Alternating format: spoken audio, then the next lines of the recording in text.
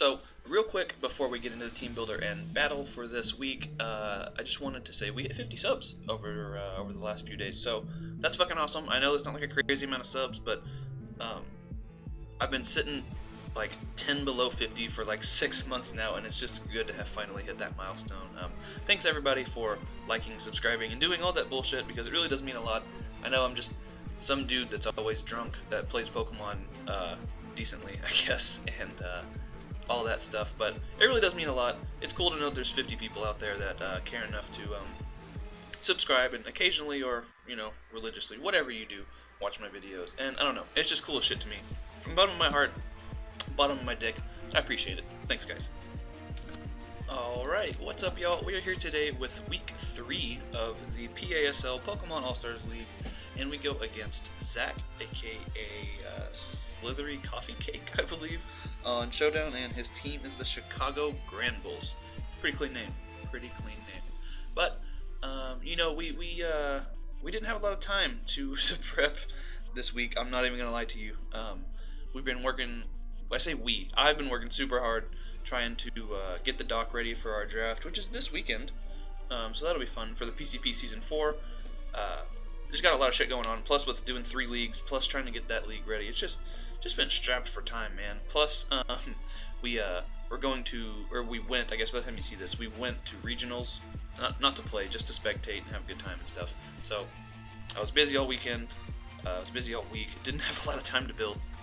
So, I kind of just threw this team together in like 20 minutes or so, just didn't really have time to test or anything like I usually do. So, hopefully it works out. We got Tapu Koko, who's Shukaberry, however the fuck you say it. It's just that I've brought Shukaberry every week just because it's so damn good. Usually everyone's best option to deal with Koko is going to be something with Scarf Earthquake or Earth Power or something like that.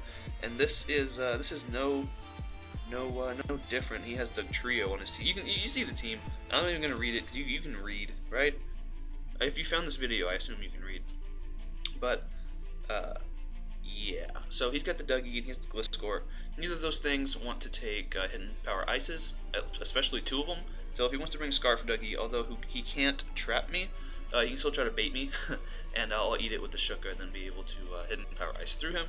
Same with the Gliscor, unless he sets up an SD and is offensive, then he can't kill me with the Earthquake. So Tapu Koko's pretty good versus him, just a good pivot, and yeah, just Koko things. Then we got something I've wanted to bring for a very long time, but I've never really found the right matchup, so I figured it might as well be this one, since I'm just trying to make this work. So we got Banded Kartana with Defog. Leaf Blade Sacred Sword knockoff is really the only coverage that I need versus him. Scarf Kartana does actually outspeed Sandslash Alola in the Hail, which is cool. So I know Zach is a pretty good player, so I think he'll know that. So I can bait the Scarf pretty easily with this guy. And plus, I think Icicle Crash is doing very much to me anyways. But there are free Z moves in this league, so if he does bring the Sandslash, I kind of expect that to be the Z move user, because he can use it to break through me with something like what's it called, Sub-Zero Slammer. I think probably does really good versus me, or even the Corkscrew Crash would be pretty decent too. So gotta look out for that. Gotta scout for that Z move, and yeah. But Kartana here doesn't give 2 fucks about a shit or a dick or any of that, and it speed ties with the Alolan Ninetales. So if it comes down to it, we risk it. We risk it for the biscuit.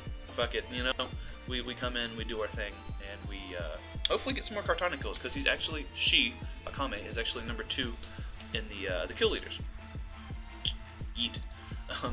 Then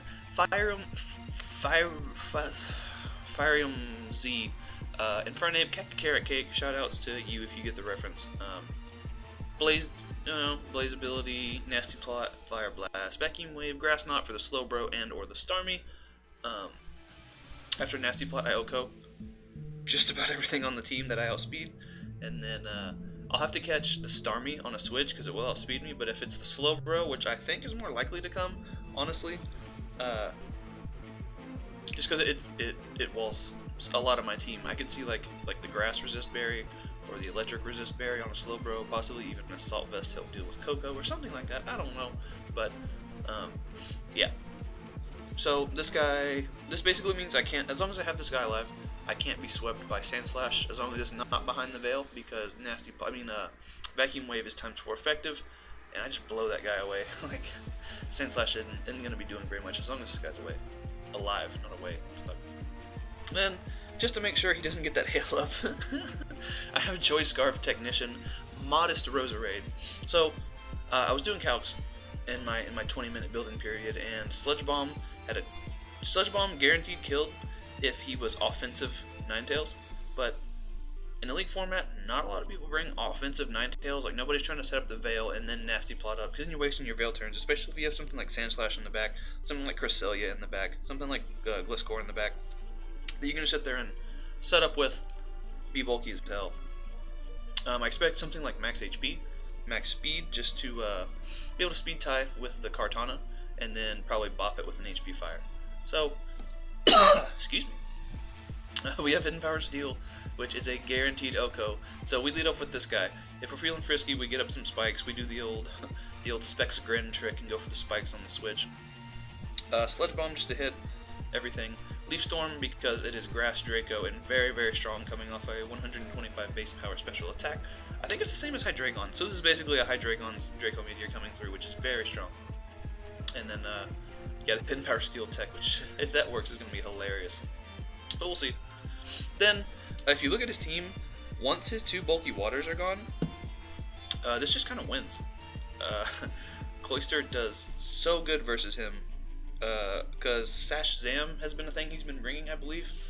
Or, if you have an Alakazam, I just assume it's going to be Sash every week. It prevents you from being swept, unless you have a Cloyster, because, obviously, the multiple hit moves, you'll hit 5 times, so no Sash is going to save you from that.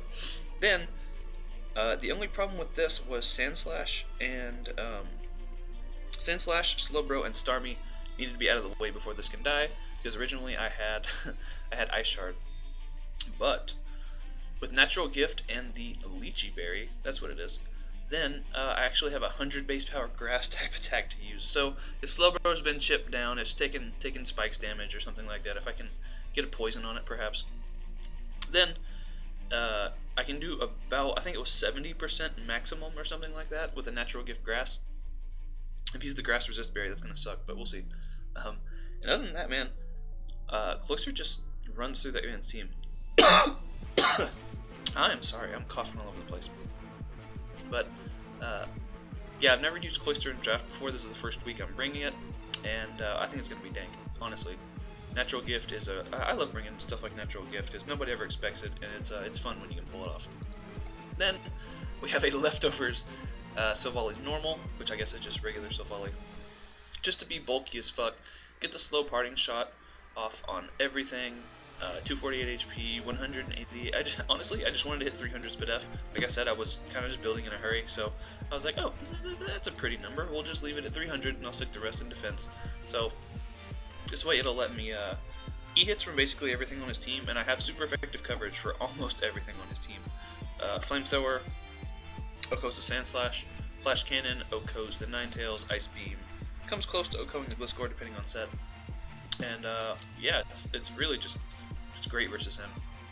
So let's jump into the battle and see what happens. So here we are with the battle. As you can see, he's brought the Alakazam. I think it's safe to assume it's Focus Sash. I don't really see Life Orb doing that much better versus me, so probably Sash.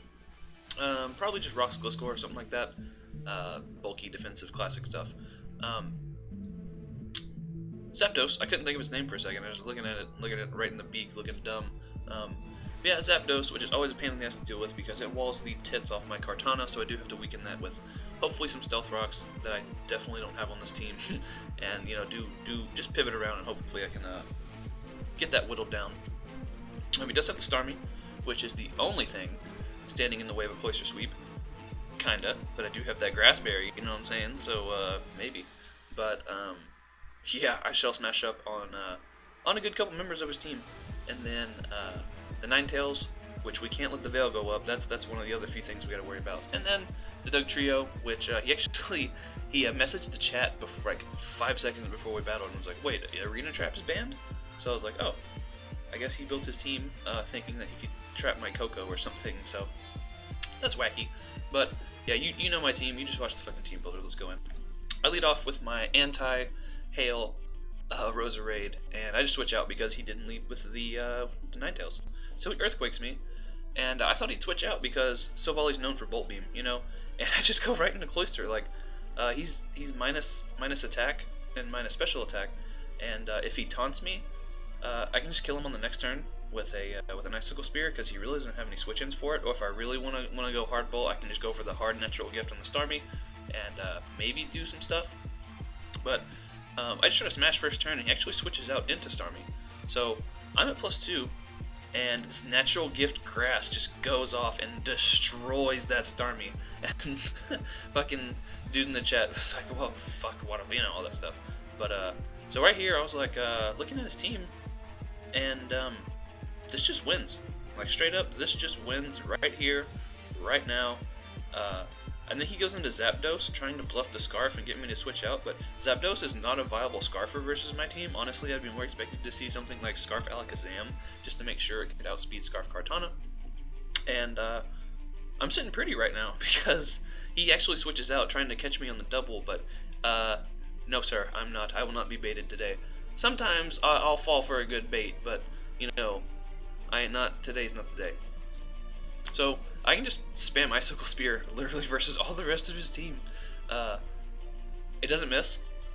That's cool. Sucker Punch does 25, and Doug Trio does not want to take any of those, man. Like, one Icicle would have been enough with the hail. Zapdos comes out once again. I know he's not Scarf because he switched out.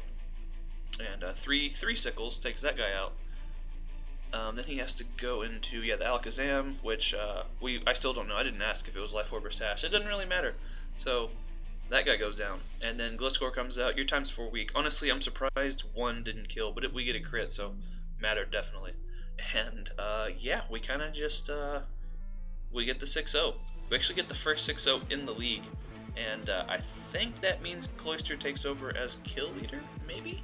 Unless, I know Excadrill swept somebody like week 1, so maybe, but, yeah, sometimes whenever you rush and do your team building, I guess you kind of do things a little unorthodoxly just because you don't have as much, you know, thought and stuff going into everything. But this fucking worked out great, so I'm not complaining. We got a 6-0, our differential go back to the roof. This is making up for Austin getting us on that crit for turn 1, making up for differential and shit, so, yeah, that was awesome. Good game, Zach, though. Yeah, man, just fucking crazy how one turn can change the entire like momentum of the game. And the way I went into Cloyster, looking at my team, it kind of looks like this would be a Rapid Spinner or something. So I kind of get the switch to Starmie, because if I was like Rapid Spin plus Hazard Sack, which if he watched any of my other videos, he knows I love that shit. So I feel his pain on that one, but. Yeah, thanks a lot for watching, guys. Go ahead and like, subscribe, do all that bullshit, and I will see you guys later. Bye forever.